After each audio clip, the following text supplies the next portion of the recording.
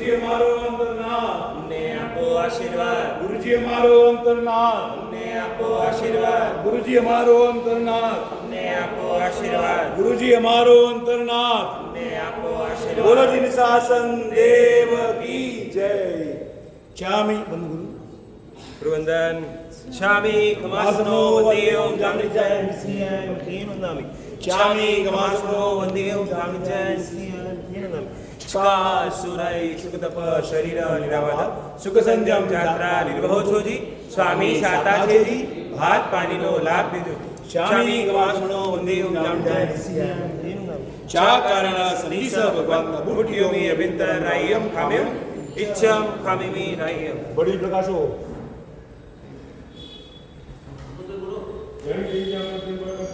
बच्चे पानी में आला इसला वितरण में अंतर्भाग में तो वे जाना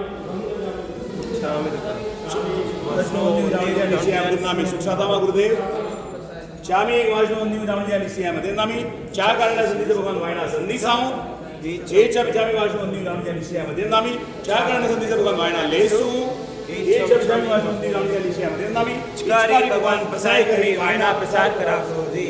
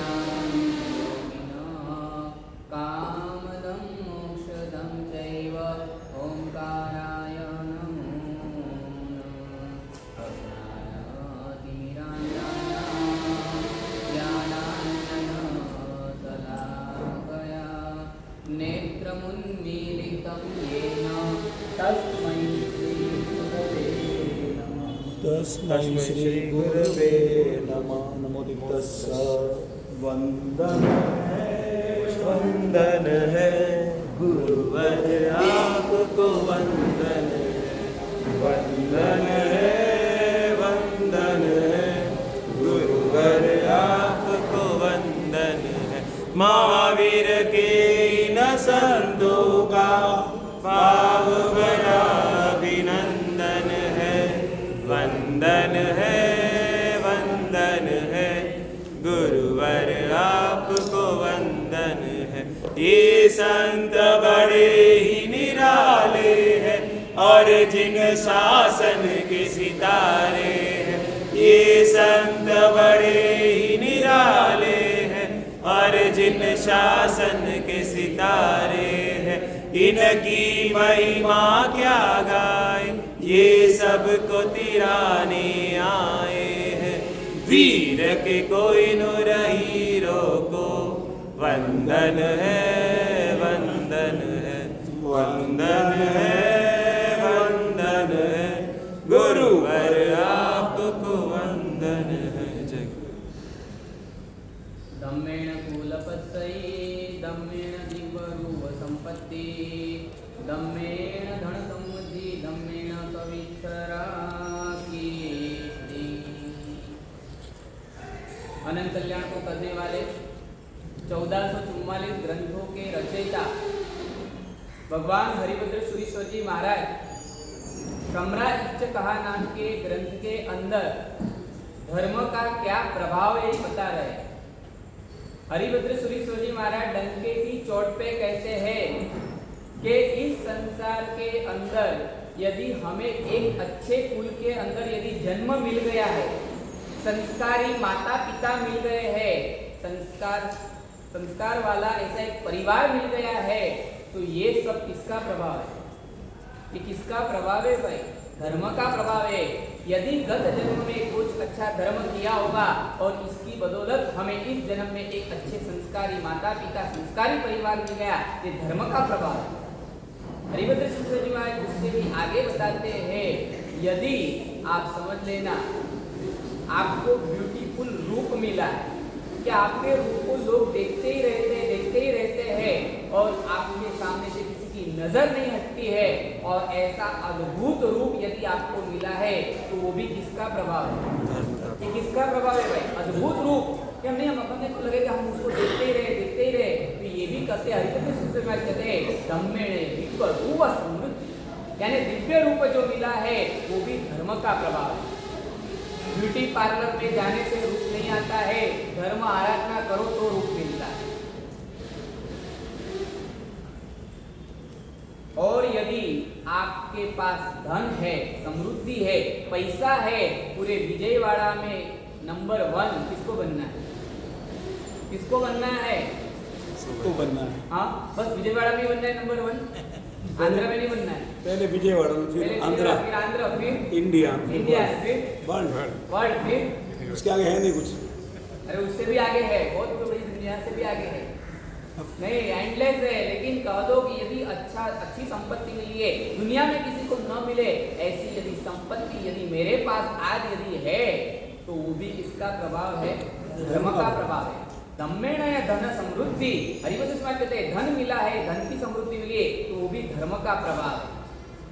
आप ऐसा मत समझना कि मेरे बदौलत मेरे पुरुषार्थ से मेरे पास धन आता है, धन हमारे पुरुषार्थ से नहीं, पुरुषार्थ नंबर 2 पे गत जन्म की हुई कोई आराधना होगी, उसके द्वारा कोई पुण्य उपार्जन किया होगा और उस पुण्य की वजह से आज आपके पास धन है। और उससे आगे हरिभद्र सिंह महाराज लिखते हैं कि यदि आपको अपूर्व यश मिल रहा है, आप जहां जाओ वहां आपका नाम बढ़ रहा है, लोग कहते हैं यार आपका नाम चारों ओर फैल रहा है, आपको यश की प्राप्ति हो रही है, तो ये यश मिल रहा है, नाम आपका नामना हो रही है, तो ये भी किसका प्रभाव है? धर्म का प्रभाव। इंस्टाग्राम के ऊपर आपके फॉलोअर्स बढ़ रहे हैं, किसका प्रभाव? सब में धर्म मत डालना, नहीं, ये भी मेरे धर्म का प्रभाव है। आज मेरा फ्रेंड फॉलोअर इतने बढ़ रहे, तो ये कोई जन्म में मैंने धर्म किया होगा तब जाके आज मुझे इतनी लोक चाहना मिल रही है, उसके बिना आपको लोक चाहना भी नहीं मिलती। हरिभद्र समाज कहते हैं कि इतना धर्म का प्रभाव है। धम्मेण या कुलपस्सै धम्मेण या दिव्य रूप संपत्ति धम्मेण या धन संपत्ति धम्मेण या यश सिद्धि, ये सब धर्म का प्रभाव है। लेकिन हरिभद्र सुरीश्वर जी महाराज ने जो बात बताई है कि धर्म का इतना प्रभाव है, सच बताइए, धर्म से इतनी सारी चीजें मिलती है, लेकिन उस धर्म का प्रभाव हमें दिखाई पड़ता है कि नहीं पड़ता है? धर्म का प्रभाव कितनी आराधना आज तक मैंने आपने हम सबने की है, लेकिन उस आराधना के द्वारा धर्म का जो अनुभव होना चाहिए, धर्म का जो प्रभाव दिखाई पड़ना चाहिए, वो हमें दिखाई पड़ता है कि नहीं पड़ता है? बोलने में बोलते हैं इको भी नमुकारो जिनवर व सत्सवदमाण से संसार सागराओ तारे नरम व शास्त्रकार लिखते एक नवकार मंत्र गिनो, उस नवकार मंत्र का इतना प्रभाव है, एक नवकार तो आपको संसार से तार देगा और आपको मोक्ष तक ले जाएगा। कितने नवकार गिन लिए? 9 तारीख को कितने नवकार हम गिनने वाले? कितने नवकार गिनने वाले? सच बताइए, इतने नवकार गिनने के बावजूद भी हमें नवकार का अनुभव हुआ कि नहीं हुआ? उसका प्रभाव हमें दिखाई पड़ा कि नहीं पड़ा? नहीं, इतनी आराधना करने के बावजूद भी हम वहीं के वहीं क्यों रह गए? संवत्सरण में गए होगे, परमात्मा की देशना हमने भी सुनी है। संवत्सरण में बैठ के हमने प्रभु की देशना सुन के हमारी आत्मा भी आई है, लेकिन संवत्सरण में जाके प्रभु की देशना सुनने के बावजूद भी हम वहीं के वैसे है, वहीं के वहीं रह गए, तो फिर धर्म का प्रभाव कहाँ गया? तीर्थंकर की देशना का कोई प्रभाव ही नहीं है क्या? एक नौकार गिनो मोक्ष तक ले जाने की ताकत एक नौकार की है। आज तक ढेर सारे नौकार किए, लेकिन मोक्ष तो बहुत दूर की बात है। अभी तक अंदर के कसाई भी कम नहीं हो रहे गुरुदेव। अयमुत्ता मुनिवर ने एक बार इरिया व्यया की, और इरिया व्यया करते करते अयमुत्ता मुनिवर को क्या प्राप्त हो गया? केवल ज्ञान मिल गया था। 45 आगमों का अध्ययन गुरु की कृपा से हो चुका है, और उस 45 आगमों के अंदर ढेर सारी बातें आती है, और उसके अंदर ऐसी भी बातें आती है, आरा की बात आती है, तीसरा आरा, चौथा आरा, पांचवा आरा, छठा आरा, यानी काल का प्रभाव होता है। चौथे आरे में आदमी की जितनी हाइट रहती है उतनी हाइट पांचवें आरे में नहीं रहती है। ये बात हमारे आगमों में आती है, तो आपको मालूम है कि नहीं? पांचवें आरे में चौथे आरे जितनी हाइट नहीं रहती है, चौथे आरे में जितना हमारा आयुष्य रहता है उतना पांचवें आरे में रहता है। करोड़ करोड़ पूर्व तक का आयुष्य चौथे आरे में था, लेकिन पंचम आरे के अंदर 100 साल 120 साल तो बहुत हो गए, उतने भी जीते नहीं। टेंशनों की लाइफ के अंदर तो 70-80 तो बहुत हो चुके हैं, लेकिन चौथे आरे में इतने बड़े बड़े लंबे लंबे आयुष्य थे, वो लंबे आयुष्य पांचवें आरे में नहीं है। चौथे आरे में जो हाइट थी वो हाइट आज पंचम आरे के अंदर नहीं मिलती है। यहाँ तक हमारे वहाँ बताया गया है कि साधुओं के पात्रों का माप हमारे वहाँ दिखाया गया है आगमों के अंदर। चौथे आरे के साधु के पात्रों का माप क्या था, और पांचवें आरे में हम आपके घर में कितने लेके आते हैं? छोटे आरे में तो लगता होगा कि ये तो खिलौने के शोकेश के पात्रा लेके आएंगे हमारे से।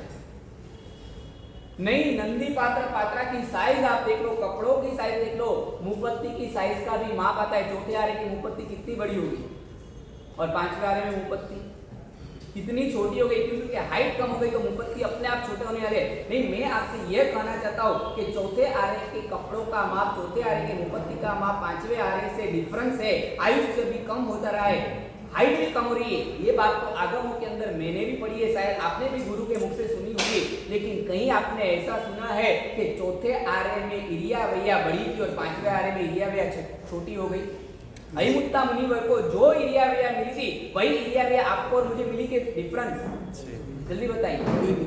वही इरिया व्यया मिली है ना, तो फिर वही इरिया व्यया गिनते गिनते अयमुत्ता मुनिवर संसार को निस्तार हो गए, और हम वही संसार में बैठे।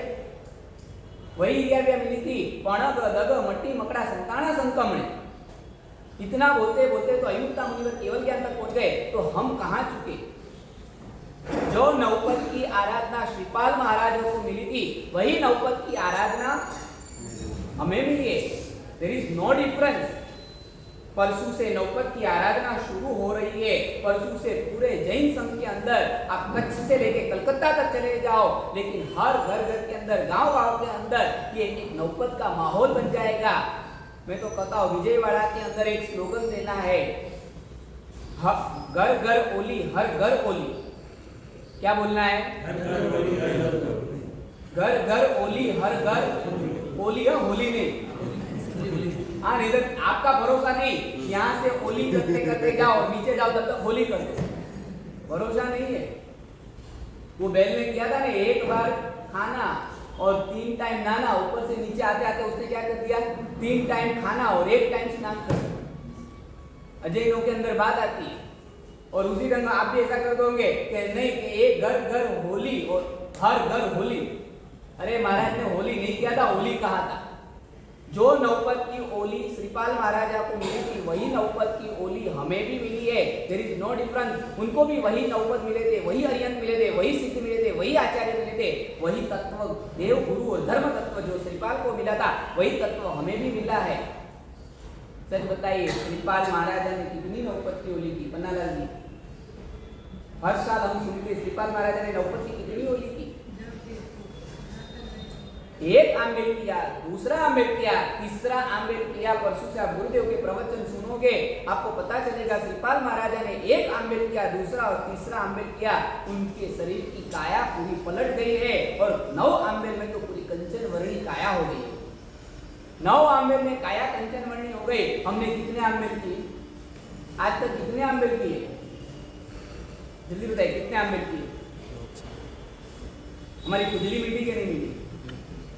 खुजली मिटी की वो भी नहीं मिटी। काया कंचन वर्णी होने की बात तो बाद में है, लेकिन हमारी खुजली मिटी कि वो भी नहीं मिटती है। तो फिर हम कहाँ चूक रहे हैं? हमारी कहाँ गलती हो रही है? जो नौपद श्रीपाल को मिले थे वही नौपद हमें मिला है। जो इरियावया अयुक्ता मुनिवर को मिली थी वही इरियावया हमको मिली है। तो लेकिन धर्म का जो प्रभाव अयुक्ता मुनिवर के ऊपर पड़ा है, धर्म का जो प्रभाव श्रीपाल के ऊपर पड़ा, वो धर्म का प्रभाव हमें क्यों नहीं दिखाई पड़ रहा है? किसी ने बहुत अच्छी बात कही है, अमृत पीधु पण अमर न थया, अमृत पीधु पण अमर न थया, का पीवानी रीत न जानी अने का पीधु ते पाणी।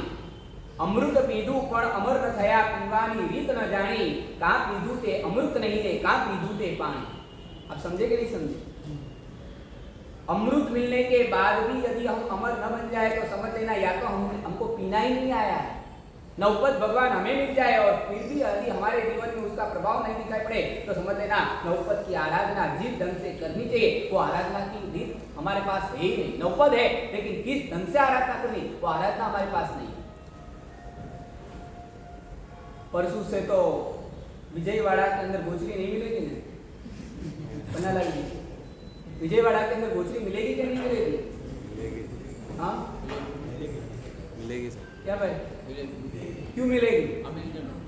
आंबेल की तो मिलने वाली, आंबेल के अलावा की बात कर रहा हूँ। आंबेल का तो है, लेकिन आपके घर पे आए और आप कहो तो गुरुदेव आज हमारे घर में चौका बंद है, क्योंकि आपने कहा है घर घर होली, हर घर होली, और इसलिए आप गुरुदेव 9 दिन पूजा करके आप हमारे घर में गोचरी आना ही आना कि नहीं आना? नहीं, मुझे ऐसा चाहिए कि विजयवाड़ा का एक एक घर के अंदर, हर घर के अंदर होली चाहिए। कितने घर है हमारे पन्नालाल जी? कितने घर? 500-700 घर है। होलियां कितनी होती है? हाँ 200-250, यानी एक घर के अंदर एक भी नहीं। होली का क्या प्रभाव है आज प्रवचन में आपको दिखाना है मुझे। नहीं, अमृत पीधु पण अमर न थया, का पीवानी रीत न जानी अने का पीधु ते पाणी। शास्त्रों के अंदर पेछड़सा का नाम आता है, शास्त्रों के अंदर चंड कौशिक का नाम आया, शास्त्रों के अंदर वस्तुपाल मंत्रीश्वर का नाम आया। उन सबके ऊपर धर्म का प्रभाव पड़ा, मेरे ऊपर धर्म का कोई प्रभाव ही क्यों नहीं दिखाई पड़ रहा? चंड कौशिक को प्रभु ने कह दिया बुझ बुझ और 8वें देवलोक तक पहुंच गया। ऐसा नहीं होता है। धर्म का प्रभाव एक जहरीले सांप के ऊपर भी हो सकता है, लेकिन मेरे ऊपर नहीं। प्रभु चंड कौशिक तो तुझे मारने आया था, मैं तो तेरी पूजा करने आता हूँ रोज मंदिर। मैं तो कभी भी ऐसा सोचता भी नहीं हूँ कि भगवान को मारूं। कभी सोचा हमने ऐसा? कभी सोचा नहीं। प्रभु मैं तेरे पास आता हूँ, तेरी पूजा करने आता हूँ, लेकिन उस चंड कौशिक तो प्रभु तुझे मारने के लिए आया था, फिर भी तूने उसको 8वें देवलोक तक भेज दिया, तो मेरा क्या कसूर? कभी हमने ये सोचा कि सोचा ही नहीं। यदि इतनी आराधना करते हैं, तीर्थंकर की देशना सुनने के बावजूद भी हमारे अंदर फर्क नहीं पड़ रहा है, तो क्यों नहीं पड़ रहा है? कि कहाँ हम चूक गए, कहाँ हमने मिस्टेक की। सच बताइए, पिछले साल 5 लाख मुनाफा हुआ और इस साल सिर्फ 2.5 लाख का मुनाफा हुआ।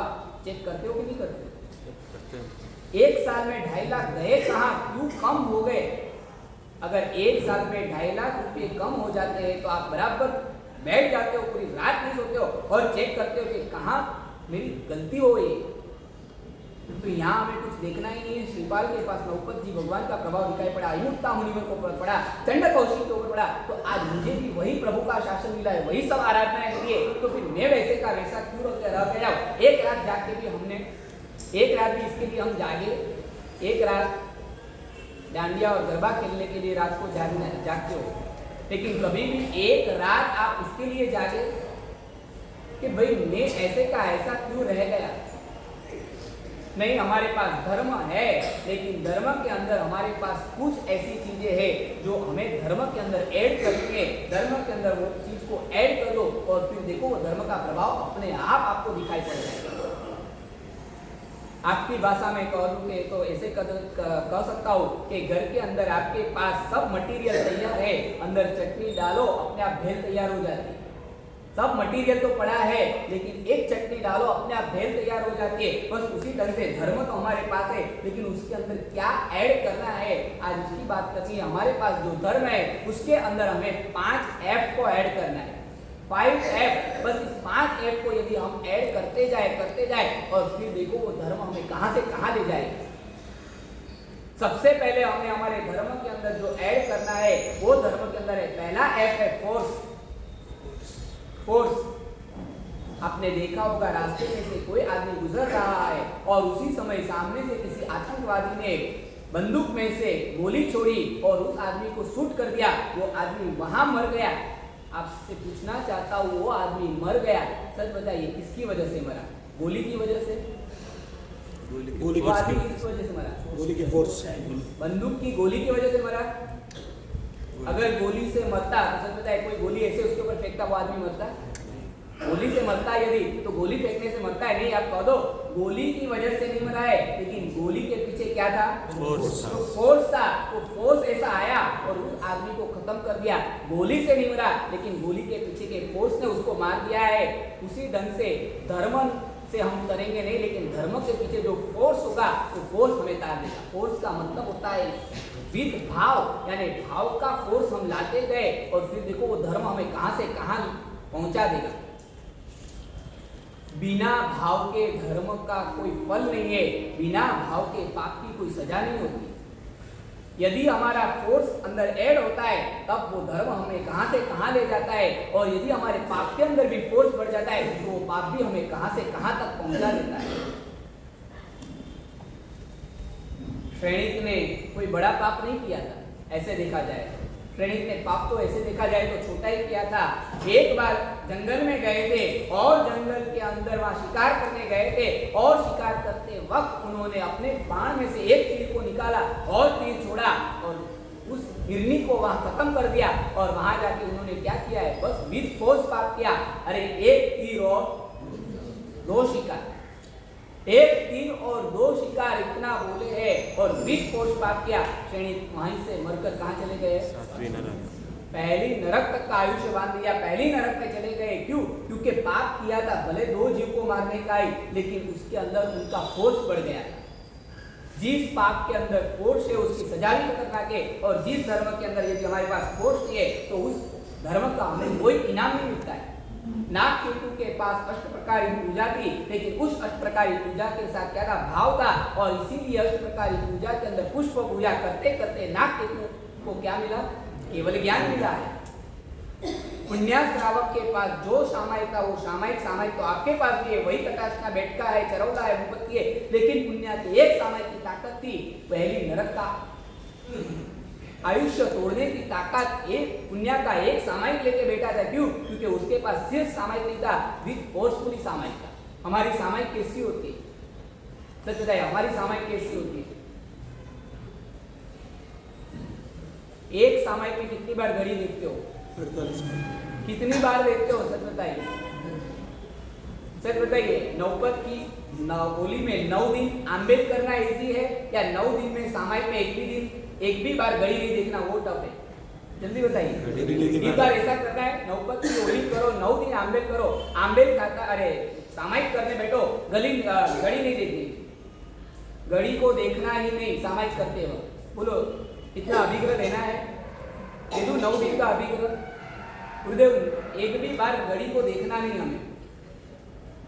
बोलो हम कितनी बार देखते हैं? फिर वो सामायिक हमें कहां से कहां, उस सामायिक से हमारा क्या होने वाला है?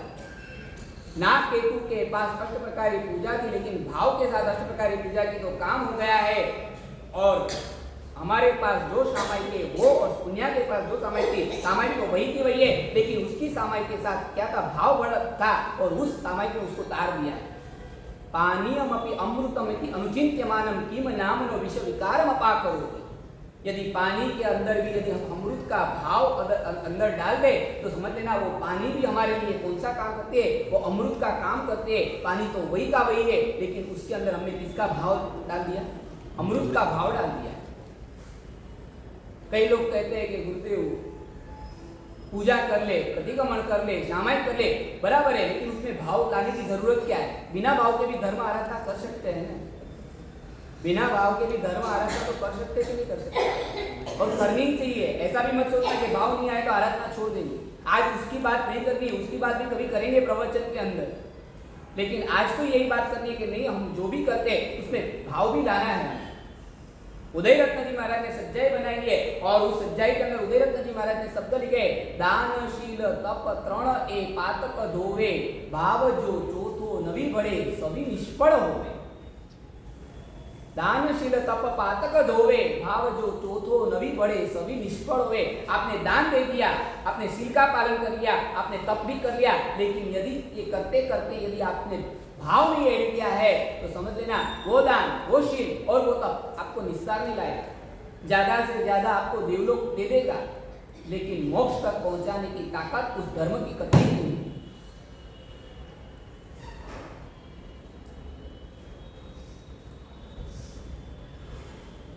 छोटे बच्चे को माँ दूध पिलाती है, छोटे बच्चे को माँ दूध पिलाती है, बताइए क्योंकि दूध में क्या है? पौष्टिकता है, यानी ताकत देती है। आपको भी मालूम है कि दूध के अंदर ताकत है, और बच्चे का अभी छोटा बालक है, छोटे उम्र है, और उसके शरीर बनाने का यही दिन रहते हैं। अगर अभी बन गया तो बन गया, नहीं तो बाद में नहीं बनता है। इसलिए माँ को मालूम है कि दूध में ताकत रहती है, माँ बच्चे को दूध पिलाती है। लेकिन आप समझ लेना, बच्चा यदि दूध नहीं पीता है तो माँ क्या करती है मालूम है? दूध के अंदर क्या डाल देती है? जल्दी बताइए। छोटे बच्चे को दूध पिलाना है, दूध नहीं पीता है तो माँ उसमें क्या डालती है? शक्कर डालेगी, मिश्री डालेगी, इलायची, बादाम, केसर भी डाल देगी, और आजकल की माँ होगी तो बोर्नविटा डाल देगी। हाँ, उसको तो क्या बोर्नविटा डाल दो। सच बताइए, शक्कर डाल दिया, अब दूध में क्या फर्क पड़ गया? यानी आप कह दो अब तक सिर्फ दूध पौष्टिक था, लेकिन शक्कर की वजह से अब पौष्टिक के साथ स्वादिष्ट भी बन गया। अब स्वाद आता है और बालक फटाफट दूध पीने लगता है। बस दानशील तप वो पौष्टिक तो है, लेकिन भाव की शक्कर यदि हम कर दे तो धर्म स्वादिष्ट भी बन जाता है, और वो धर्म हम ज्यादा से ज्यादा करते ही रहेंगे, और वो धर्म हमको मोक्ष तक पहुंचा देगा। भाव की शक्कर डालते के भूल जाते हैं, भाव की शक्कर डालते के भूल जाते हैं भैया। दानशील तप त्रण ए पातक धोवे, भाव जो चौथो नवी बढ़े सभी निष्फल हो। धर्म आराधना के अंदर 3 प्रकार के भाव को हमें ऐड करना है। 3 प्रकार के भाव को हमें ऐड करना है। नौपत की ओली करो, चाहे आप वर्षी तप करो, चाहे आप सिद्धि तप करो, कोई भी आराधना करो, लेकिन ये 3 भाव के बिना की आराधना हमारी निष्फल हो जाएगी। नंबर 1, पहले नंबर में कोई भी आराधना करने से पहले आदर भाव लाओ। आराधना करने से पहले आदर भाव। सच बताइए, आराधना के पहले हमारे पास आदर भाव होता है। आदर भाव मतलब बहुमान भाव, आदर भाव। कोई भी आराधना के प्रति आदर भाव। परसों से नौपत की ओली की आराधना शुरू करनी है। आज से ही नौपत की ओली के प्रति आदर भाव लाना शुरू कर देना है। वहां मेरे प्रभु ने कैसा ऐसा एक अनुष्ठान बताया। पूरी जिंदगी में विजय के पीछे पागल बनता हूँ या पागल बनती हूँ, लेकिन मेरे प्रभु की अनंत अनंत करुणा के 9 दिन भी विजय के ऊपर विजय प्राप्त करने के लिए प्रभु तूने ऐसा तब बता दिया। वहां मेरे प्रभु, ऐसा आदर भाव भी लाया हमने। सच बताइए, एक भी होली के पहले ऐसा भाव हमने लाया कि प्रभु मेरे विजयों के प्रति मेरी जो आहार संज्ञा है वो तोड़ने के लिए मेरे प्रभु ने ऐसा अद्भुत तप बताया है। ऐसा भाव आया हमारा। एक नौकार सीख का पचकार करे तो भी विद आदर भाव करना है। एक नौकार सीख करूं सुबह में उठ के नौकासी का पचकान लिया, लेकिन नौकासी का पचकान लेते वक्त प्रभु को अरियन को याद करना है और उस अरियन को याद करके करने का कहना है, ओ अरियन तेरी अनंत अनंत करुणा है कि 100 साल तक नरक में बैठे बैठे जो कर्म में खपाने वाला था वो कर्म प्रभु तूने बस एक झटके में मेरे खत्म करवा दिए। वाह प्रभु तेरी क्या करुणा है। एक नौकासी की इतनी बड़ी ताकत है और ऐसे भाव से कभी नौकासी का पचकान। पन्नालाल जी, हम तो घड़ी देखते हैं 7:48 6:49 हो गई, पचकान आ गए। कितने बजे आता है नौकासी का पचकान? 6:50 और 6:51 को तो हमारा पारणा हो जाता है। कहाँ ऐसा आदर भाव है। इदम जिनोदितम, बस कोई भी अनुष्ठान करो और उसके अंदर यही आदर भाव कि ये मेरे प्रभु ने बताया, ये मेरे प्रभु ने बताया है। इदम जिनोदितम। कभी कोई भी क्रिया करते करते अरियंत हमें याद आए कि नहीं आए। परसों पहला दिन अरियंत पद का है और 20 दिन गुरुदेव यहाँ पाठ पर विराजमान होके आपके बीच में आपको अरियंत क्या है, अरियंत की क्या करुणा है, ये सब बात बताएंगे।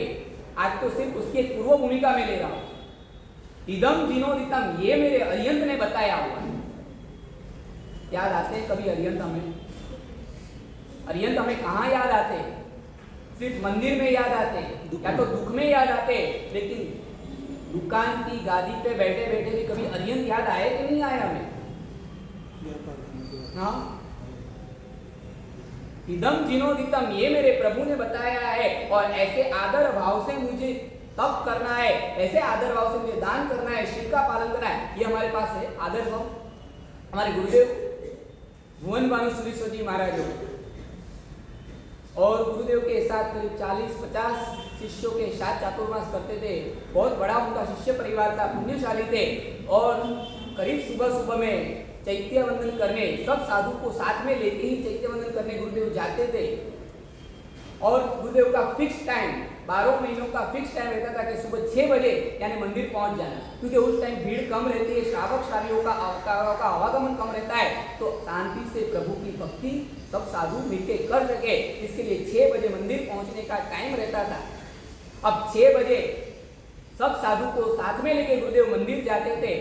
अब सबको एक साथ 6 बजे तैयार नहीं होता ना, कोई 5:45 को तैयार हो जाता है, कोई 5:50 को तैयार होकर बैठता है, कोई 5:55 को तैयार होकर बैठता है। तब गुरुदेव अपनी पाठ पे से देखते हैं कि कोई साधु अपनी अपनी जगह बैठे हैं और कोई तैयार हो रहे हैं, उनको भी 2 मिनट बाकी है, तो जो तैयार हो रहे होते उन साधु को बुलाते थे कभी गुरुदेव और पूछते थे क्या कर रहा है।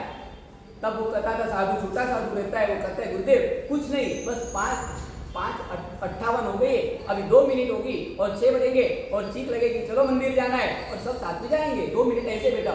तब गुरुदेव कहते थे 2 मिनट का समय भी फिजूल नहीं बैठना है, फिजूल नहीं बैठना है। तो उस 2 मिनट में क्या करना, तो गुरुदेव कहते थे देख, छोटे साधु को सिखाते थे अपने को मंदिर में दर्शन करने जाना है तो उस 2 मिनट को मन को भावित करना है कि मैं जिनराज को के दर्शन करने जा रहा हूँ। और उसके लिए गुरुदेव एक छोटा सा सूत्र सब साधुओं को देते थे कि ये सूत्रों को बार बार मन में गुनगुनाना है। मारे जावू छे जीने जीने भेटवा रे, मारे जावू छे जीने जीने भेटवा रे।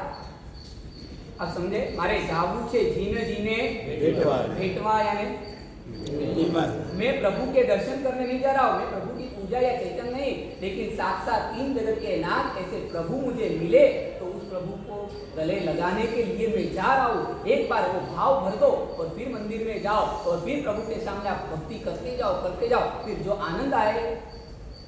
कभी ऐसे भाव से संकेश्वर गए, कभी ऐसे भाव से गिरिराज पालिताना गए, आदिनाथ दादा के पास, मारे जाऊ छे जीने जीने भेटवा रे। पालिताना के डूंगर चढ़ते चढ़ते किसकी याद आए, कब जल्दी शिखर आ जाए, कब रामपुर आ जाए। अब तो चढ़ते चढ़ते थकान लग रही है, मैं थक गया हूँ, वो याद आता है, लेकिन दादा दिखाई पड़ते कि नहीं पड़ते? तो मारे जाऊ छे जीने जीने भेटवा रे, मारे जाऊ छे जीने जीने भेटवा रे। पहले नंबर में है वो आदर भाव है। कुरगुरु मुनिवर के सहवर्ती मुनिवरों के पास तपस्या थी, तप था, लेकिन तपस्वी के प्रति आदर भाव नहीं था। और कुरगुरु मुनिवर के पास समझ लेना तप भले नहीं था, लेकिन तपस्वी के प्रति आदर भाव था। उस तपस्वियों के प्रति का आदर भाव ने उनका काम कर दिया। आदर भाव सहित की एक नौकार सी होती है तो भी हमारा काम हो जाता है, और बिना आदर का एक केला करूं तो भी उसका कोई मतलब नहीं रहता है, नहीं, लेकिन मुझे आदर भाव के साथ कुछ भी करना है। कोई भी आराधना करूं तो आराधना करने से पहले आदर भाव और आराधना करते करते आनंद भाव, करने से पहले आदर भाव और करते करते आनंद भाव। नौबत की ओली आ रही है, ओली से पहले आदर भाव और ओली का एक एक आंबेल करते जाओ। एक आंबेल, दूसरा आंबेल, तीसरा आंबेल, चौथा आंबेल, पांचवा आंबेल और आंबेल करते करते, सच बताइए, पांचवा आंबेल, छठा आंबेल, सातवां आंबेल। अब दिन गिनते हो, अब 2 बाकी रहे, अब 1 बाकी रहा। हाँ, कल तो पारणा करूंगा, कल पारणा करूंगा और पारणा में 36 नहीं, हम आनंद भाव आंबेल करते करते आनंद भाव के पारणा करते करते आनंद भाव, चलो वो बताओ, दोनों जल्दी बताओ। आंबेल में आनंद ज्यादा है कि पारणा में आनंद ज्यादा है? हाँ हाँ शायद जल्दी बोलो। दोनों में आंबेल में आनंद के पारणा में आनंद, बोल दो ने इतना। हाँ बोल दो, पारणा में आनंद ज्यादा है। क्यों? अभी तक हमारी वो भूमिका पहुंची नहीं है। अब अभी तक हम वो भूमिका तक पहुंचे नहीं है कि हमें आंबेल में भी आनंद आने लग जाए। करते करते करने से पहले आदर भाव, करते करते आनंद भाव। शालिभद्र के पास क्या था? मुनिवर के प्रति आदर भाव था और वैराग्य उसके पास, संगम के पास आनंद भाव भी था। अहो पात्रम अहो दानम, अहो पात्रम अहो दान, ये आदर भाव था और ये आनंद भाव था। सच बताइए, आपके घर के अंदर आम की सीजन हो और आम की सीजन के अंदर महात्मा आए और पूरी तपेली भर के आम का रस ले जाए, आपको आनंद भाव? आनंद भाव। हाँ, उसमें तो कितना बड़ा भाव होगा कि महात्मा 1 तपेली में 2 तपेली भर के भी ले जाओ तो भी हम बहराने के लिए तैयार है। उनको आनंद होता है कि ऐसे साधु साध्वी जी भगवान इस आर्य के अंदर ऐसे चारित्र पालने वाले, और उनका लाभ हमें कहाँ मिलेगा? बोले 1 नहीं, आप बोलो तो 2 तपेली हम खाली करने के लिए तैयार है। ये आनंद भाव की भूमिका होती है। अब दूसरा सवाल पूछूं, महात्मा आपके घर पे 1 बार नहीं 4 बार ले जाए तो आपको आनंद भाव होता है? सच है, कल आप आंबेल करने परसों बैठोगे और आंबेल के अंदर आप बैठे हो और आपके पड़ोस तक में आके इडली खत्म हो गई और आप कब से इडली की राह देख रहे थे, इडली आएगी और उसने कहा जाए इडली खत्म, आज इडली नहीं मिलेगी। अब आनंद भाव, जल्दी बताइए। संगम में से शालिभद्र बनने की भूमिका है इडली, तो ये हमें लगता है कि नहीं लगता है? कोई दिक्कत नहीं। चलो बाजू वाला भी तपस्वी है, मेरी तो सिर्फ नौबत की होली थी, 9 आंबेल करने था, उसकी तो 32वीं वर्धमान तक की होली थी, वो खाएगा तो उससे भी ज्यादा लाभ मुझे मिलने वाला है। ये संगम में समय शालिभद्र बना सकता है। सिर्फ खीर बहराने से संगम शालिभद्र बन सकता है ऐसा नहीं। यदि बाजू वाले को इडली मिल गई और मुझे नहीं मिली, फिर भी ये आदर भाव और आनंद भाव है, तो हम भी शालिभद्र बन सकते हैं। ये भूमिका है कि नहीं हमारी? नहीं। पहले नंबर में आदर भाव, दूसरे नंबर में आनंद भाव और धर्म आराधना परिपूर्ण होने के पश्चात हमारे पास अनुमोदना का भाव होना चाहिए। मम्मण के पास न आदर था, न आनंद था, न अनुमोदना था, इसीलिए मम्मण सुपात्र दान करने के बावजूद भी मर गया है और मरकर 7वीं नरक में चला गया है। जबकि संगम के पास आदर था, आनंद था और अनुमोदना का भाव था और इसी वजह से संगम शालिभद्र बना है। 99 पेटियां रोज उतरती। धर्म की क्या ताकत होती है? धर्म के अंदर यदि फोर्स हम ऐड करते जाए, फोर्सफुली, धर्म की क्या ताकत रहती है? मोतीसा सेठ का नाम आपने सुना है? लावे लावे मोतीसा सेठ नवण जण लावे। रोज हम सुबह में स्नात्र में बोलते, भगवान का अभिषेक करते करते मोतीसा सेठ को याद करते। इस मोतीसा सेठ के जीवन में धर्म ने क्या ताकत दिखाई है, धर्म का क्या प्रभाव, हरिभद्र सिंह ने जो बात बताई, यही मोतीसा सेठ के जीवन में दिखाई पड़ती है। 200 साल पहले हो गए मोतीसा सेठ, और मोतीसा सेठ ने 200 साल पहले बंबई के भाईखला के अंदर आदिनाथ दादा का मंदिर बनवाया। आपने शायद दर्शन भी किए होंगे, बंबई में भाईखला गए होंगे तो। उस जमाने के अंदर पालिताना की यात्रा करना अत्यंत दुर्लभ कहा जाता था, 200 साल पहले। तो मोतीसा सेठ ने सोचा लोग जा नहीं सकते तो यहीं बैठे बैठे भी घर बैठा एक गिरी गावे यात्राનું ફળ પાવે, यहाँ बैठे बैठे सबको यात्रा का लाभ कैसे मिले, अपनी लक्ष्मी का सदुपयोग किया। और मोतीसा सेठ ने वहां पे ये पालीताना के आदिनाथ दादा का मंदिर बनवाया।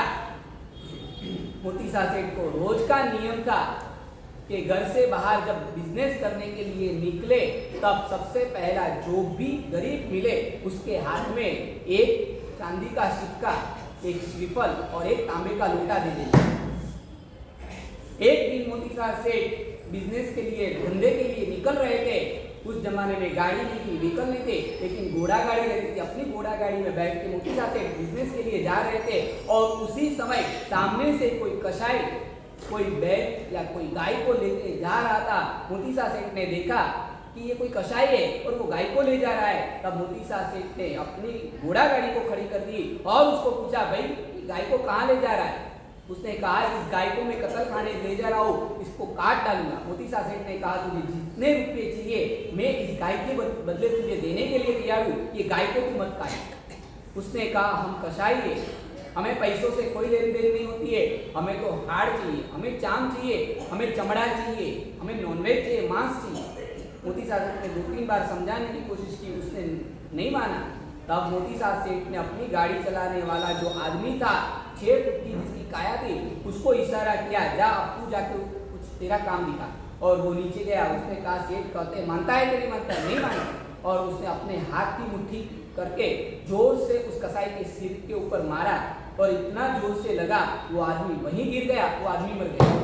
और उतने में ही वहाँ पब्लिक इकट्ठी हो गई और पुलिस आ गई। और आते ही पुलिस ने सबसे पहले प्रश्न पूछा, इस आदमी को किसने मारा? इस आदमी को किसने मारा?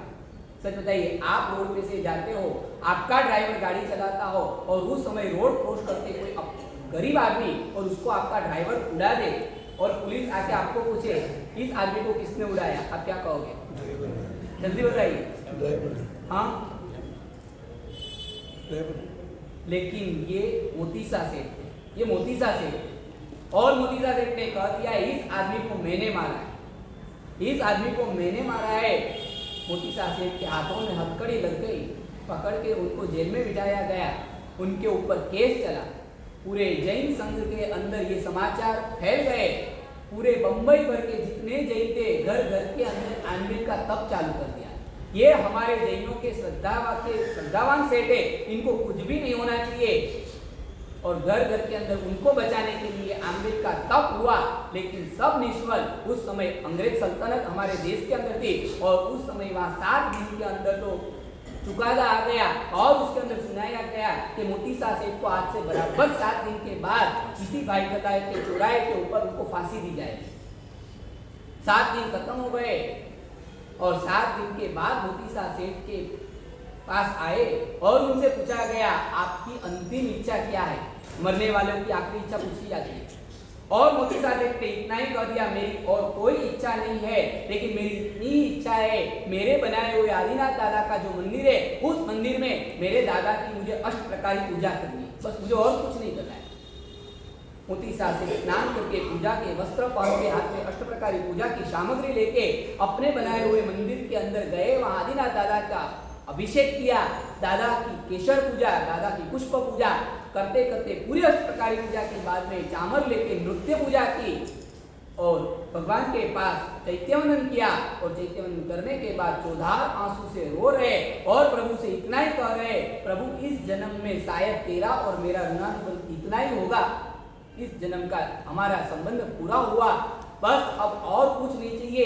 इस पूजा का यदि कोई फल मुझे मिलने वाला हो तो दादा अगले जन्म में वापस तेरा शासन मिले, अगले जन्म में तेरी पूजा मिले, अगले जन्म में वापस प्रभु तू मिले, इसके अलावा मुझे और कुछ नहीं चाहिए। बस भवे भवे तुम चलना, भवो भव तुम चरणों की सेवा हूँ तो मांगू छु देवादि देवा। भगवान के पास उन्होंने इस भाव से पूजा की। अब देखो भाव से की हुई पूजा क्या चमत्कार करती है। मोतीसा सेठ को वहां से लाया गया फांसी के मंच तक और जैसे ही मोतीसा सेठ को फांसी के मंच के ऊपर चढ़ाया गया, उनके गले के अंदर जब रस्सी डाली और रस्सी डालने के बाद जब उस रस्सी को खींचा गया और अब देखो चमत्कार ये हुआ, जैसे रस्सी खींची गई रस्सी अपने आप टूट गई, रस्सी अपने आप टूट गई। वापस दूसरी बार उनको सजा सुनाई गई कि आने वाले 8 दिन के बाद वापस मोती शाह सेठ को फांसी की सजा। वापस दूसरे 7 दिन गए, 8वां दिन आया, मोती शाह सेठ को पूछा गया आपकी अंतिम इच्छा वही पूजा करनी है। मोती शाह सेठ वही भाव से वापस दादा की पूजा करे। दूसरी बार भी वापस उन्हें मंच पे लाया गया और मंच पे चढ़ाया गया और दूसरी बार भी रस्सी उनके गले में गई और रस्सी अपने आप टूट गई। तीसरी बार की सजा सुनाई, तीसरी बार भी वही रिपीट। इस बार तो मारने वालों ने रस्सी पूरी खींच के चेक कर ली कि रस्सी बीच में से टूट क्यों रही है, और उस बार बराबर पहले से खींच के रखी कि बराबर मजबूत रस्सी। गले के अंदर वापस रस्सी डाली और तीसरी बार भी जब गले में रस्सी डाल के रस्सी खींची और उस टाइम रस्सी टूट गई। अब क्या करना? उस समय इंग्लैंड के अंदर पूछाया गया और इंग्लैंड से पूछाया गया कि यह आदमी को 3 बार रस्सी खींची लेकिन फिर भी यह आदमी बच गया, क्या करना? तब कहा गया अगर 3 बार किसी को सजा होने के बावजूद भी अगर वो बच जाए तो समझ लेना चौथी बार उसको सजा नहीं हो सकती है। और मोती शाह सेठ को रिहा कर दिया गया। मोती शाह सेठ बच गए। ये मोती शाह सेठ बच गए किसकी वजह से? किसकी वजह से भाई? धर्म आराधना, धर्म का प्रभाव विद फोर्सफुली जो आराधना की थी उसका ये प्रभाव। पहले नंबर में जो भी आराधना मुझे करनी है विद फोर्स, धर्म आराधना के अंदर हमको दूसरा एफ भी ऐड करना है। पहला एफ है वो फोर्स है और दूसरा एफ है वो जो धर्म के अंदर डालना है वो है फास्ट। सच बताइए, हम धर्म करते हैं लेकिन धीरे धीरे धीरे धर्म करते हैं। हमारी धर्म की स्पीड कौन सी? हमारी धर्म की स्पीड कौन सी? धर्म की स्पीड कौन सी और पाप की स्पीड कौन सी, वो चेक करते जाना जरा। हम धर्म नहीं करते ऐसा नहीं, धर्म करते हैं लेकिन धर्म की स्पीड चेक करते जाओ। उपाश्रय के अंदर व्याख्यान का समय 9:15 का होता है। हम कितने बजे आते हैं? 9:20। कितने बजे आते हैं? जल्दी बताइए, कितने बजे?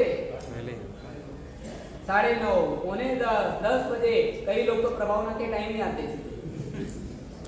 नहीं, हम आते हैं उपाश्रय के अंदर प्रवचन सुनने के लिए। तब हम आते हैं, कौन सी स्पीड से आते हैं मालूम है? हम कछुए की स्पीड से आते हैं और जैसे ही प्रवचन खत्म होता है हम कौन सी स्पीड से चले जाते हैं? खरगोश। हम जाते हैं खरगोश की स्पीड से और आते हैं कछुए की स्पीड से। आना चाहिए हमें कौन सी स्पीड से और जाना चाहिए कौन सी स्पीड से। रोज गुरुदेव का प्रवचन होता है, मैं जैसे प्रवचन खत्म होके बाहर आता हूँ, मुझे लगता है कि बाहर आऊंगा कोई ना कोई मिलेगा, लेकिन मैं बाहर आऊँ उसके पहले तो आप भाग जाते हैं। सही बात है क्या नहीं? 2 दिन से मैं देखता हूँ और फिर दोपहर को कोई आता है मिलने के लिए, मैं उसको पूछता प्रवचन में मैं तो आया था, अरे लेकिन मैं बाहर आया उसके पहले तो तू भाग जाता है। हमारी धर्म की स्पीड कौन सी है और पाप की स्पीड कौन सी है? आपकी भाषा में आपसे कहना चाहता हूँ, धर्म की स्पीड हमारी 2G की है और पाप की स्पीड नो लिमिट। 5G और 6G भी उसके सामने कुछ नहीं है। पाप की स्पीड हमारी एकदम आगे है और धर्म की स्पीड कम है। धर्म करते हैं लेकिन धर्म हम धीरे धीरे धीरे धीरे करते हैं और पाप। नौबत की परसों से ओली आ रही है और नौबत की ओली हमें करनी है। कई भाग्यशाली ऐसे भी होंगे, कई लोग इसमें से वर्तमान तक की भी ओली करते होंगे, कई लोगों ने शुरू भी कर दी होंगी। किसी की 20वीं ओली होगी, किसी की 21वीं ओली होगी, किसी की 18वीं, किसी की 15वीं ओली होगी। सच बताइए, 20वीं ओली शुरू कर दी है। अब ये 12 तारीख को उपवास आएगा और 13 तारीख को मारना करेंगे। फिर उस श्राविका को आप पूछो कि बहन जी अब 21वीं ओली कब करनी है? अगले साल आसो में। कब करनी है भाई? कब करनी है? आसो में। आसो या चाहते यानी बीच में 6 महीने हमें क्या करना? कुछ नहीं। आचार्य भगवान जो यहाँ पे आपको निष्ठा देने आए हैं उनके भी दादा गुरु हो गए तपसी महाराज, जिनको कहा जाता था मणिप्रभ विजय जी जिनका नाम था, और उनको गोविंद भानुश्री महाराज के शिष्य थे तपसी महाराज, मणिप्रभ महाराज। अपने जीवन में जिन्होंने वर्धमान तप की 114 ओली परिपूर्ण की थी और वर्धमान तप की इतनी ओलियां करते थे, लास्ट में उनको 3rd स्टेज का टीबी हो गया, फिर भी ओलियों पे ओली करते थे और ओली करते थे और पारना भी कितना दिन करते थे? 5 दिन, 7 दिन, 7 दिन, 10 दिन, बस हो गया और वापस नई ओली शुरू कर देते। कई बार कई साधु उनको कहते थे तपसी अपना शरीर तो देखो, शरीर में कुछ नहीं बचा है, थोड़े बहुत तो पारने करते जाओ और ऐसे पारने करो, थोड़ा शरीर में विगड़ डालो, थोड़ा शरीर भरने दो और बाद में होली करो। तब वो तपसी महाराज को कोई कहते थे इतनी जल्दबाज क्यों करते हो, इतनी फास्ट होलियां क्यों करते हो। तब वो मणिप्रभ विजय जी महाराज कहते थे देखो भाई मुझे मोक्ष में जाने की जल्दबाजी है, इसलिए मैं होलियां फास्ट करता हूँ, आपको जल्दबाजी नहीं होगी इसलिए आप धीरे धीरे करो। हम तो एक होली करते हैं और दूसरी होली अब कब करनी है, आसों में करनी है, इस बार नहीं करनी। बस बीच में 6 महीना तो आराम ही आराम।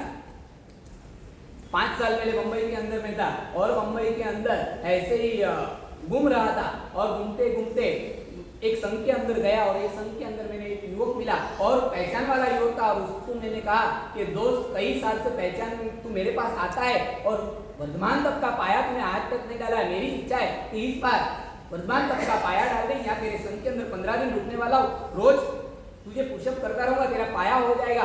उसने कहा नहीं गुरुदेव अब कहाँ, अभी तो नहीं डालना है। मैंने कहा अभी क्यों नहीं डालना है। वो बोला गुरुदेव अब तो ठंड के दिन है और ठंड के दिनों तो खाने की सीजन रहती है, ठंड के दिन में अलग अलग प्रकार के पाक आते हैं कि नहीं आते, अलग अलग प्रकार के पाक, और वो पाक खाएंगे तो थोड़ा शरीर ताकत वाला बनता है, अब मुझे खाने दो अभी नहीं। मैंने कहा ठीक है।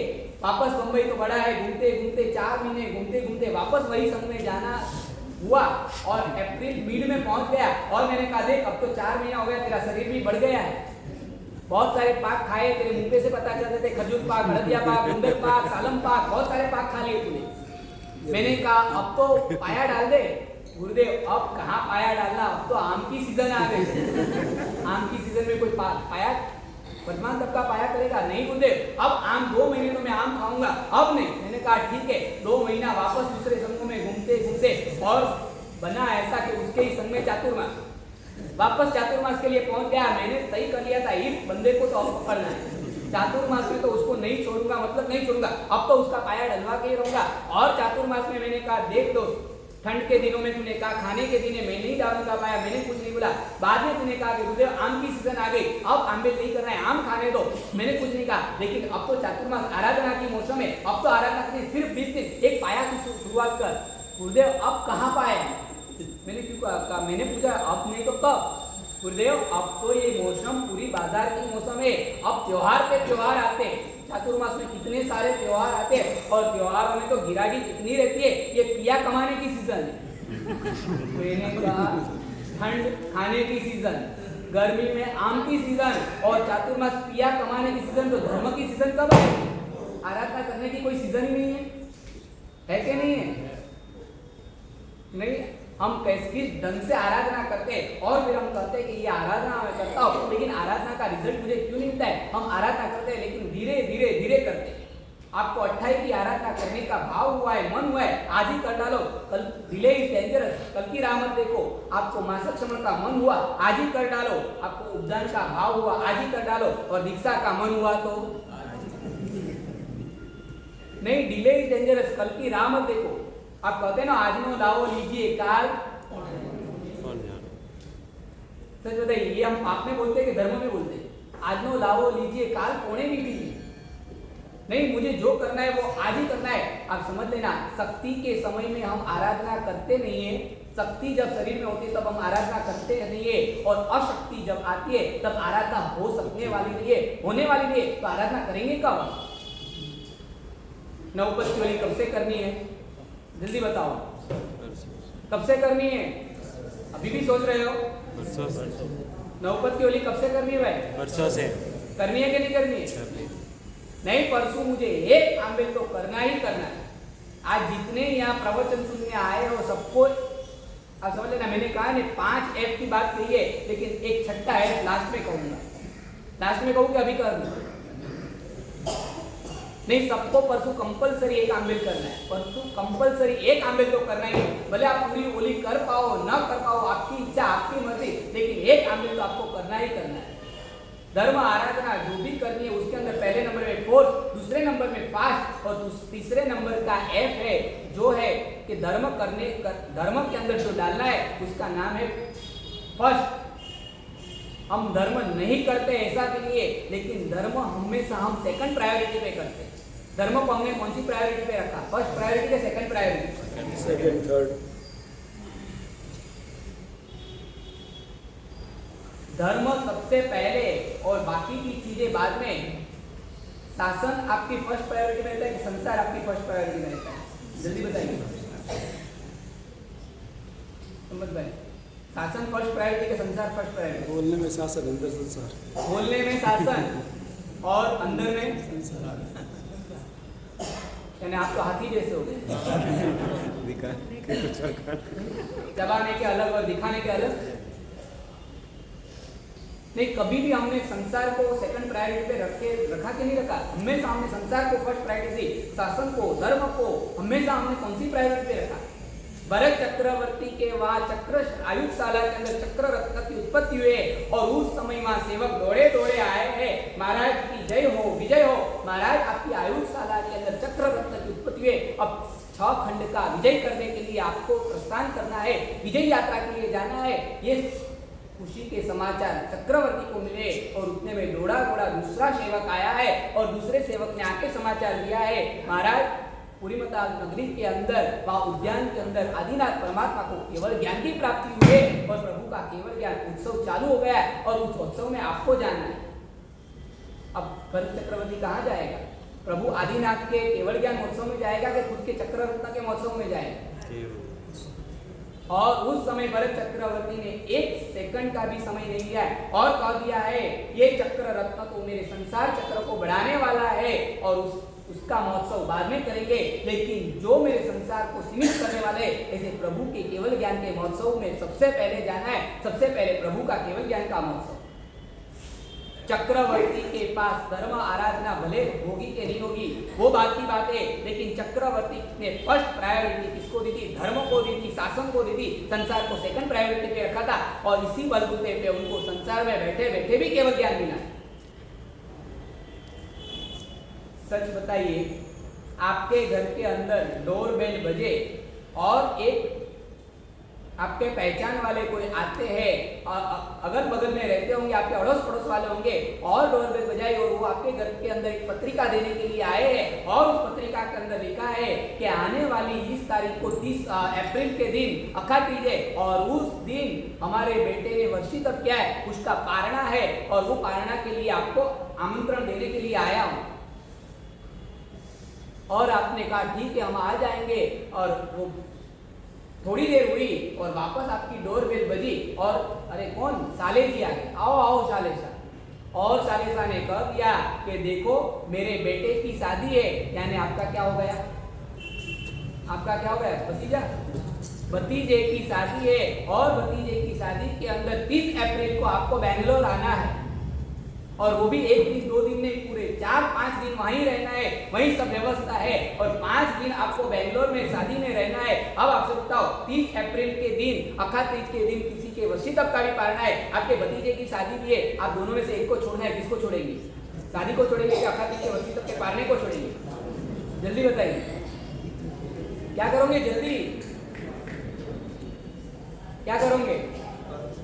आधे आधे क्या करोगे? नहीं हाँ बस हो गया हमारा शासन। कहाँ बचा है? कहाँ शासन का राग है? कहाँ शासन का प्रेम है? कहाँ धर्म की आराधना का प्रेम है हमारे पास? ऐसा कह नहीं सकते हो साले जी को, नहीं आपके बेटे, आपको तो 3 बेटे और इस बेटे में नहीं आया तो दूसरे में आ जाऊंगा, दूसरे में नहीं तो तीसरे में भी आ सकता हो, लेकिन ये किसी ने वर्षित किया है, किसी का ये है और उसमें भी नहीं गया तो कैसे चलेगा?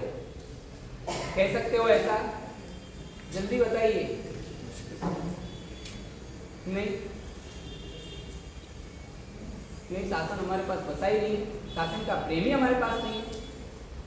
फर्स्ट प्रायोरिटी हमने हमेशा संसार को दी है और धर्म को हमने हमेशा सेकंड प्रायोरिटी पे रखा है।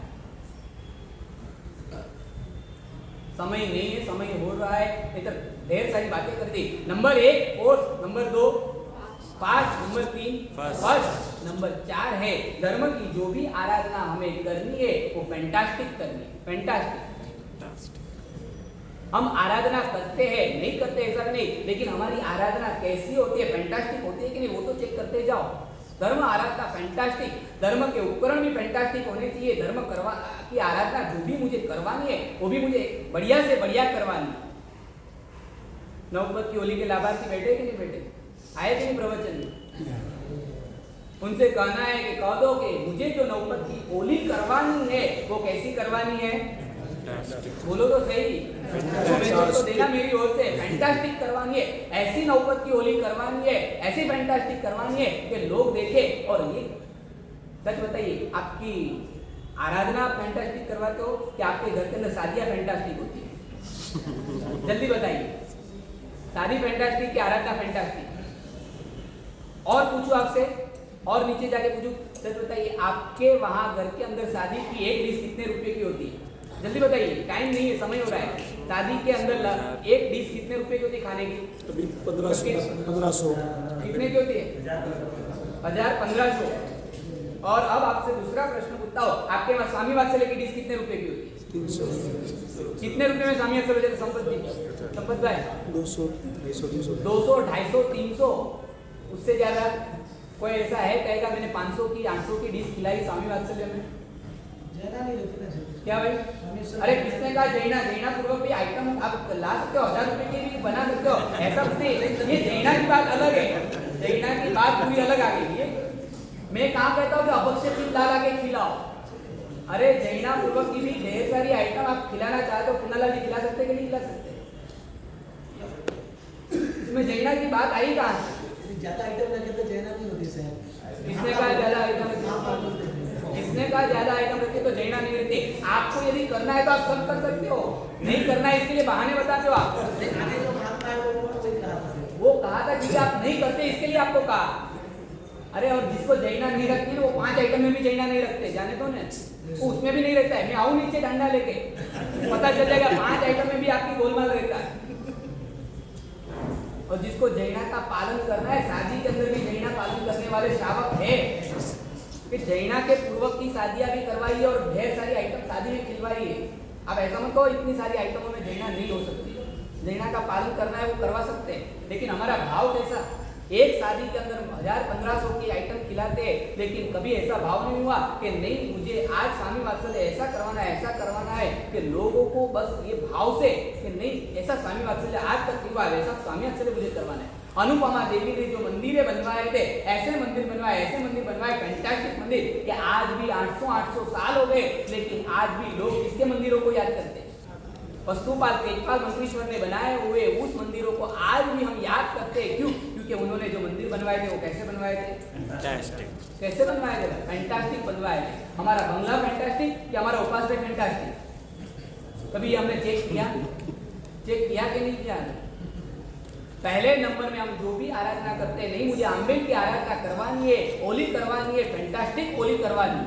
नंबर 1 पहले नंबर में force, number 2 number 3 number 4 fantastic, और नंबर 5 है वो 5वां नंबर है मुझे फेब्युलस आराधना जो करनी है, ऐसी जोरदार आराधना करनी है, ऐसी फेब्युलस करनी है कि जिसका मुकाबला इस दुनिया में कोई ना कर सके। ऐसी फेब्युलस आराधना करूं कि जिसका मुकाबला कोई कर ही न सके। भगवान महावीर जब राजपुरी नगरी के अंदर पधारे और भगवान का शामैया करने के लिए खुद दशाण भद्र आए थे, और दशाण भद्र ने जो प्रभु का शामैया करवाया था वो कैसा शामैया था? फैंटास्टिक शामैया था। ऐसा अद्भुत शामैया उन्होंने करवाया था कि आज तक राजपुरी के अंदर न श्रेणिक ने करवाया न कौणिक ने करवाया। ऐसा शामैया प्रभु का दशाण भद्र ने करवाया था, लेकिन दशाण भद्र को अपने इस शामैया का क्या आया था? अहंकार आ गया था। और इस बात का पता इंद्र महाराज को चल गया, और इंद्र ने सोचा अब इसका मुझे क्या तोड़ना है? अहंकार चूर चूर करना है, तोड़ना है। और इंद्र महाराजा ने दशाण भद्र से भी ज्यादा फैंटास्टिक शामैया प्रभु का करवाया उस राजपुरी नगरी के अंदर। और जब इंद्र ने जो प्रभु का शामैया करवाया उसको देखते ही दशाण भद्र की गर्दन झुक गई। उसको लगा इसके सामने मेरा शामैया तो कुछ नहीं है, क्या जबरदस्त इसने शामैया करवाया, लेकिन अब मैं क्या करूं? अब मैं क्या करूं कि उसको भी वो भी देखते रह जाए और वो ना कर सके, वो मैं उसको करके दिखा दूं। और दशाण भद्र ने क्या किया? उसी समय सोच लिया अब मैं ऐसा करूं जो इंद्र ना कर सके। और दशाणवक्र ने क्या कर दिया? चारित्र ले लिया, और चारित्र लिया प्रभु के पास जाके मम मुंडावेय मम कोपावेय मम विषम समप्पेय। प्रभु मुझे दीक्षा दीजिए, और दीक्षा ली है, रजोहरण लेके प्रभु के सामने वहां नृत्य किया है। और उस समय दशाणवक्र उस इंद्र महाराजा को कहते, अब तेरा ताकत है तो कर मेरा मुकाबला, कर सकता है मेरा मुकाबला, आ मेरे सामने मैदान में आप दिखाता हूँ तुझे। और उस समय इंद्र भी देवा भी तम नमम सन, इंद्र महाराजा भी उसको झुक गए कि अब तेरा मुकाबला मैं नहीं कर सकता हूँ, तू जीता और मैं हारा।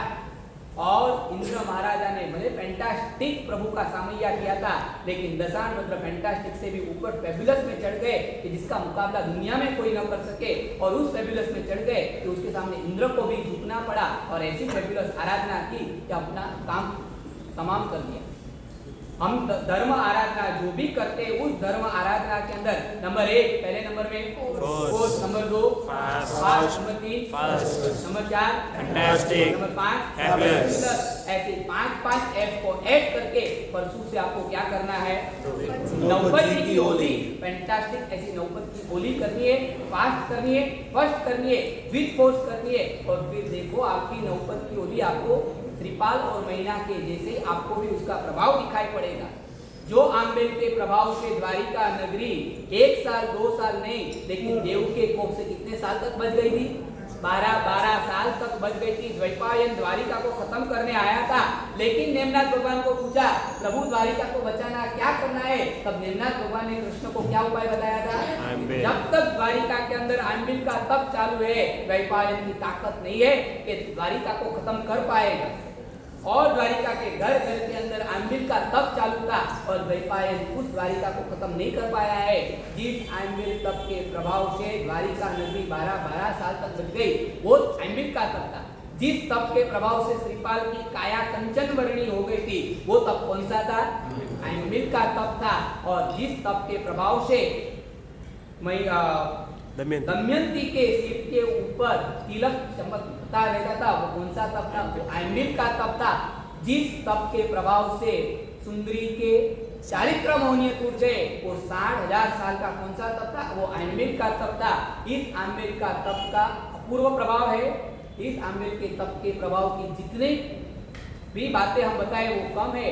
नौपद का क्या प्रभाव, नौपद का क्या महिमा है, परसों से बराबर आपको सुबह में 9:15 बजे प्रवचन में आना है। परसों से गुरुदेव के 9 दिन आप प्रवचन सुनते जाओगे। एक एक दिन एक एक पद का प्रभु गुरुदेव महिमा बताएंगे। अरियन, सिद्ध, आचार्य, उपाध्याय, साधु, दर्शन, ज्ञान, चारित्र तप, एक एक पद का क्या प्रभाव है। Please don't miss it. मैं आपसे पहले कहता हूँ, संसार को सेकंड प्रायोरिटी देना, बिजनेस को सेकंड प्रायोरिटी देना, लेकिन परसों से 9:15 से 10:30 सवा घंटे तक गुरुदेव के जो प्रवचन नौपद के चलेंगे, श्रीपाद महीनानी ए छे अमर कहानी, नौपद जीनो अपूर्व महिमा जेने लीधो पिछाणी, श्रीपाद महीनानी आछे अमर कहानी।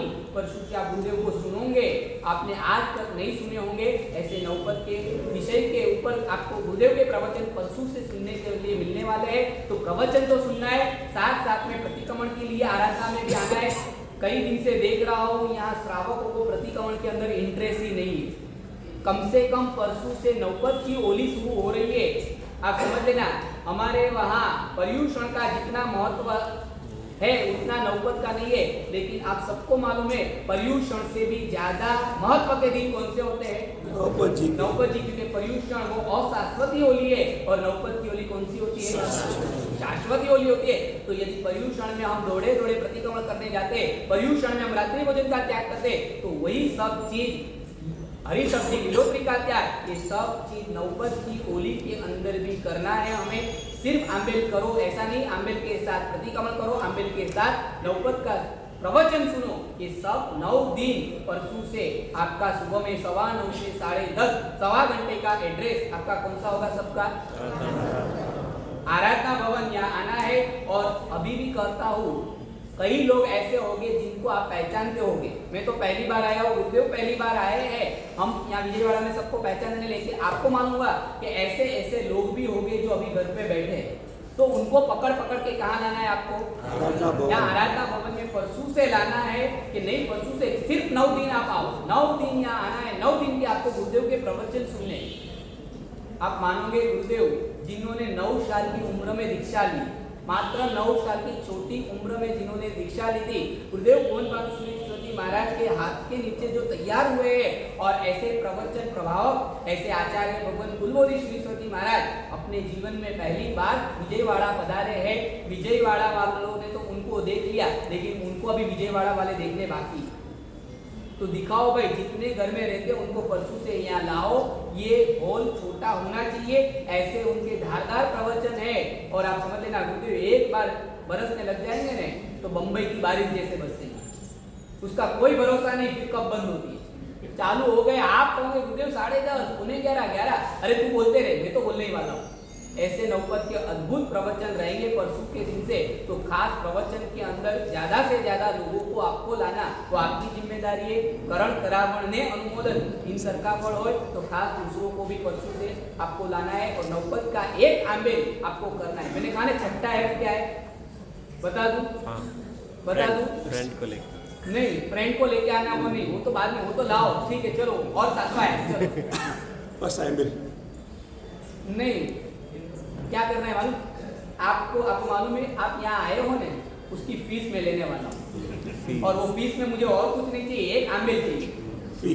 आज मैंने प्रवचन दिया, मैं फोकट में नहीं दूंगा, उसकी मुझे फीस चाहिए। और फीस में आपको क्या देना है? जल्दी बोलो।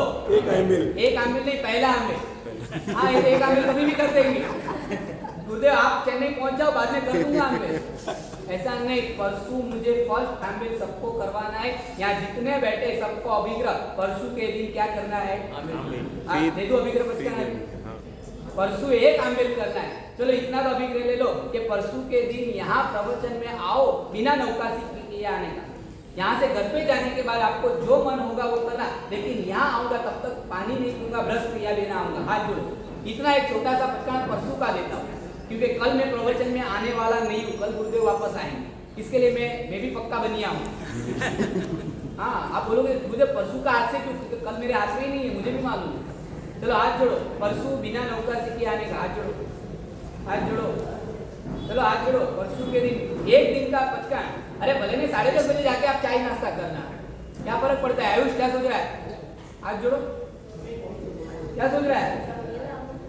दो गुरुदेव दो। हरियन जगह चलो जिसको लेना है हरियन जगह दाना क्या है ना धनकोश सिरे श्रीरामी वितरागवाणी भगवान निधन शामिल आपका